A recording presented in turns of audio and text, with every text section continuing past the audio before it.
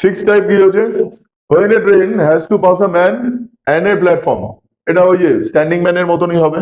Man যদি ম্যানকে cross করে মানে নিজের লেনকে ক্রস করবে, আর প্ল্যাটফর্মকে ক্রস করা মানে নিজের লেন প্লাস প্ল্যাটফর্ম।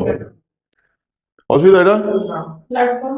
এই যে প্ল্যাটফর্মকে ক্রস করলো মানে প্ল্যাটফর্মকে পুরো ক্রস করা মানেই তো ট্রেন ক্রস করেছে, তাহলে টোটাল ডিস্টেন্স কি?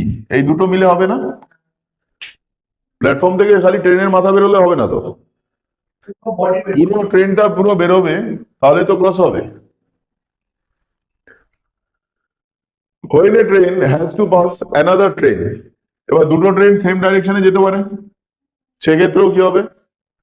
পুরো লেন্থ, অপোজিট ডাইরেকশনে গেলেও পুরো লেন্থ, সেম ডাইরেকশনে গেলেও এই ট্রেনটাকে ক্রস করে এইভাবে ক্রস করলে তাহলেই তো ক্রস, আর অপোজিট ডাইরেকশনে এলেও এটাকে ক্রস করে এই পাশে এলেই তো পুরো ক্রস। তাহলে সেম ডাইরেকশন যাক না অপোজিট ডাইরেকশনে যাক, পুরো লেন্থ ক্রস করলেই ক্রস। তারপর when two trains move in the same direction from same place same time, একই জায়গা থেকে দুটো ট্রেন ছাড়া হচ্ছে, এই টাইপের ম্যাচ হলো এটা।